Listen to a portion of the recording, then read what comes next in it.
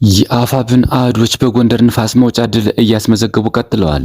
አፋብን ምስራቅ አማራ ቀጠና ሚኒሊክ እዝ የደጋው መብረቅ ኮር አንሻ ክፍለ ጦር ቃኝ ከጎንደር ጠቅላይ ግዛት እዝ ጋር በጋይንት ንፋስ መውጫ የጠላትን ሰራዊት ምሽግ በመስበር ታላቅ ጀብድን ፈጽመዋል። አሳምነው ክፍለ ጦር ሁለተኛ ሻለቃ ራያ ቆቦ ክብብዬ ከተማ በምሽት ጠላት ላይ ጥቃት በመፈጸም ድል አስመዝግበዋል። ሰርገው በመግባት የብልጽግና መከላከያ ሰራዊት አምበል አመራሩን ጨምሮ ሁለት ጓድ ጠላት ሙትና ቁስለኛ በማድረግ ታላቅ ጀብድ ፈጽመዋል። ቀኑን ባስቆጠረው አውደ ውጊያ ያገዛዙ ጥምር ጦር አከርካሪውን ተመታ።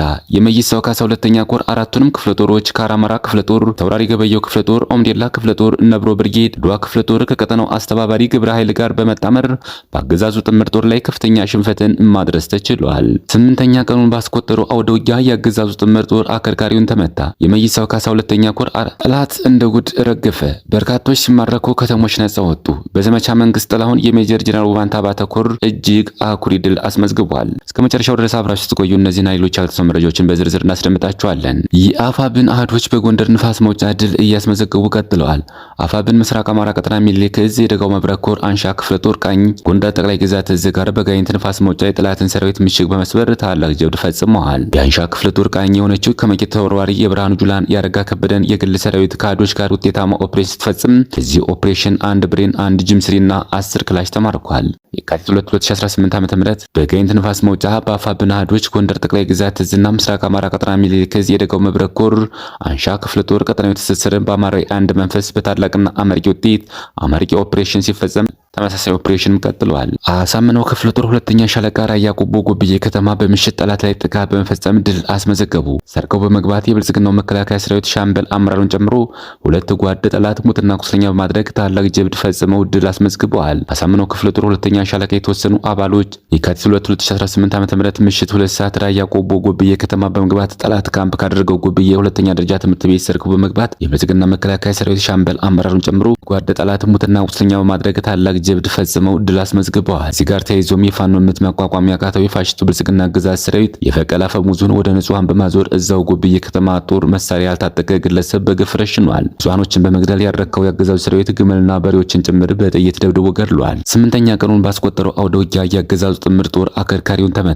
የመይሳው ካሳ ሁለተኛ ኮር አራቱንም ክፍለ ጦሮች ካራማራ ክፍለ ጦር፣ ፊታውራሪ ገበየው ክፍለ ጦር፣ ኦምዴላ ክፍለ ጦር፣ ነብሮ ብርጌድ፣ አድዋ ክፍለ ጦር ከቀጠናው አስተባባሪ ግብረ ኃይል ጋር በመጣመር በአገዛዙ ጥምር ጦር ላይ ከፍተኛ ሽንፈትን ማድረስ ተችሏል። የአገዛዙ ጥምር ጦር በሁለት አቅጣጫ ከጎንደር በሻወራ በኩልና በቋራ በደለጎ በኩል ያለ የሌላ ኃይሉን ይዞ ወደ ቀጠናው ገብቶ ክፉኛ ሽንፈትን ሲያስተናግድ ሰነባብቶ በትናንትናው ዕለት ከቀኑ 8 ሰዓት ተኩል እስከ 12 ሰዓት ከደለጎ ተነስቶ አባደግሱ የሰፈረውን ከሻወራ በኩል ተነስቶ ገንጋን የሰፈረውን ዘጊ ኃይል በማዘጋጀት ከአጸደ ማርያምና ከጎንደር ተነስቶ ወደ ቀጠናው የገባውን የአገዛዙ ጦር ቆርጦ ከበባ ውስጥ በማስገባት መውጫ መግቢያ በማሳጣት ባይበገሪዎቹ የመይሳው ካሳ ልጆችና በቀጠናው ከተመደቡ የተቋሙ አመራሮች ጋር የተሰራው ጀብድ ጠላትን አንገት ያስደፋና በቀጠናው ያቀደውን ተግባር መፈጸም እንዳይችል ተደርጎ ከፍተኛ ቁጥር ያለው ሙትና ቁስለኛውን ያዝረከረከ ሁሉም በየመጣበት ጨለማን ተገን አድርጎ ከቀጠናው ሊወጣ ችሏል። አውደ ውጊያው የተገኘ ድል ከፍተኛ ቁጥር ያለው የቁስ ኪሳራ ከማድረስ ባሻገር ያገዛዙ የሻለቃ ማዕረግ ያለው አመራር እስከ ወዲያኛው ተሸኝቷል። የሞተ ሻለቃ መሪን ጨምሮ ከ10 በላይ ሲሆን የቆሰለ ከ13 በላይ ሆኗል። ጠላት እንደ ጉድ ረገፈ።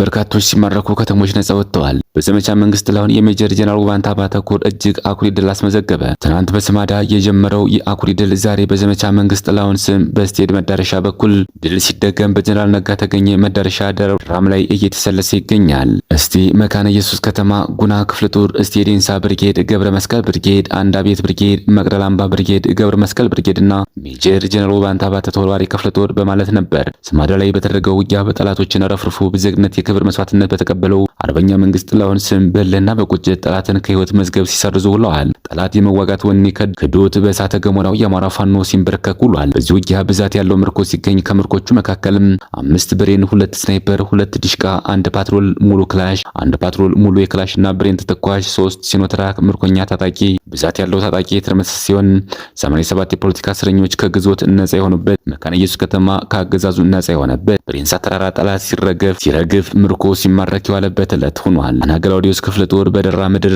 ካባ ስሜ ወደ ሐሙሲት ጓዙን ጠቅልሎ እየፈለጠጠው የአገዛዝ አራዊት ሰራዊት ከቀኑ 11 ሰዓት ጀምሮ ግብጻዊት ማርያምና ገነት ወንዝ ላይ የጣና ገላውዲዮስ ክፍለ ጦር ሐዋዝ የሆነችው ጣና ብርጌድ ከፊት ዘግታ ስትመታው ከኋላ ደግሞ አፈር ውሃ እናት ብርጌድና አንበሶ ብርጌድ በብርሃን ፍጥነት ደርሰው ጠላትን አይቀጡ ቅጣት እየሰጡት ይገኛል። የአብይ አህመድ ወንበርማ ጠባቂ ቡድን በዘር ውባንቶቹ በሁሉም የኮር መዳረሻ በተጠና ዕቅድ ሲገረፍ እስከ ምሽቱ 1 ሰዓት ውጊያው የቀጠለ ሲሆን የአማራ ፋኖ የበላይነቱን ወስዷል።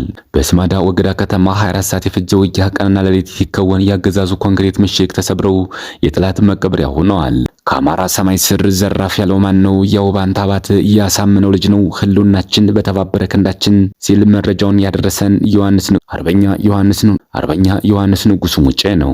አገዛዙ ሲቪሊያንን በመጨፍጨፍ ላይ ይገኛል። አፋብን ሚኒሊክ እዝ ልጅ ኢያሱ ኮር የጎፋ ክፍለ ጦር በሚንቀሳቀስበት ደቡብ ወሎ ወራይሉ ወረዳ ቁልምቢና አካባቢዋ ከ30 በላይ መኪና ጨፍጫፊና ወራሪ ራሱን የሀገር መከላከያ ብሎ የሚጠራው ሀገር አፍራሽ የግለሰብ ዙፋን አስጠባቂ ቡድን ሌሊቱን ወገን ላይ ከበባ ለማድረግ ቢሞክርም ቀድሞ መረጃ የነበራቸው የኮፎቹ ደፈጣ በመያዝና ስበው ወደ ገዥ ቦታ በማስገባት በተለይ የክፍለ ጦሩ ሞርተር ምድብተኞች ጠላትን ታርጌት ያደረገ ምት የፈጸመ ሲሆን የጠላት አንድ ዙ 23 አንድ ሞርተር ከጥቅም ውጭ ሆኗል።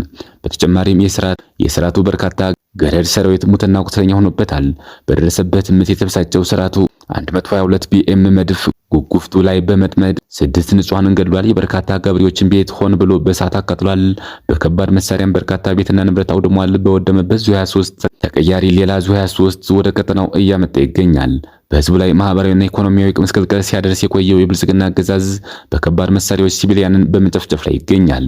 በጀነራል አድማሱ አለሙና በጀነራል ዘውዱ ሰጣርጌ የሚመራው 11ኛ እዝና ቀጠናው ላይ የተሰማራው ሪፐብሊካን ጋርድ ቢኤም እና መድፍን በመጠቀም ወገድ ወረዳ የፈጸመው አስከፊ የንጹሃን ጭፍጨፋ በወራይሉ ለመድገም ኃይሉን ይዞ ገብቷል።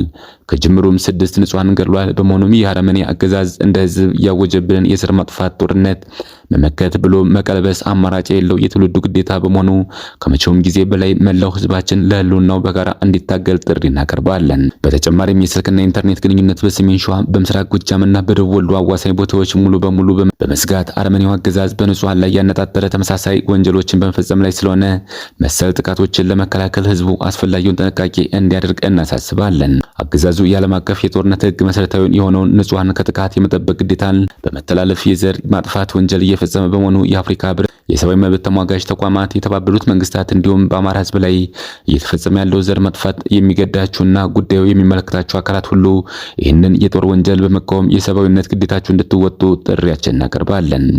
አፋብን ሚኒሊክ እዝ ልጅ ኢያሱ ኮር የጎፋ ክፍለ ጦር ህዝብ ግንኙነት መምሪያ ከትናንት የቀጠለው የጣና ገላውዲዮስ ክፍለ ጦር የድል ጉዞ የካቲት 6 2018 ከአምባሳሜ ከተማ ሲወጣ ተቆርጦ የተደባየው የጠላት ኃይል ሐሙሲት ከተማ ካለው ጠላት ከተቀላቀለ በኋላ የካቲት 3/06/2018 ዓ.ም ከሐሙሲት ከተማ 2 ኪሎ ሜትር ወጣ ብሎ ቡራይት ወይም ንፋስ ስልክ ከተማ ላይ ምሽግ ሲቆፍር የዋለው የጠላት ኃይል ክንዱ የማይዝለው የገብርዬ የቀኝ እጅ የሆነው ጣና ገላውዲዮስ ክፍለ ጦር ከቀኑ 11 ሰዓት እስከ ምሽት 12 ሰዓት በመጨረሻ አስጨራሽ ውጊያ ምሽጉ ሲሰበር እንደ ትናንቱ አስከሬኑና ፓትሮሎቹን እያንጠባጠበ ወደ ሐሙሲት ከተማ ቢገባም ፋኖ እንደ አራስ ነብር እየተከተለ ብርቱ ክንዱን ሲያሳርፍበት አምሽቷል። በወደ ውጊያው የተገኘ ምርኮ አንድ ዲሽቃ 115 ክላሽ የዲሽቃ ተተኳሽ፣ አንድ አይሱዝ መኪና፣ አንድ ፓትሮል፣ አንድ አይሱዝ ኦባማ፣ 8 ምርኮኛ አድማ በተና ሙትና ቁስለኛ ያልተለየ ሲሆን ጠላት ከባድ ኪሳራ ስለደረሰበት ወደ ባህር ዳር ጓዙን ጠቅልሎ ሄዷል። ክቡራትና ክቡራን የቻናላችን ቤተሰቦች ለሰዓቱ ያዘጋጀናቸው መረጃዎች እነዚህ መስሎ ነበር። በሌላ የመረጃ ሰዓታችን እስክንገናኝ ድረስ የዩቲዩብ ቻናላችን ሰብስክራይብ፣ ሼር እንደዚሁም ላይክ ያድርጋችሁ ጠብቁን። ቸር ያገናኘን። መልካም ቆይታ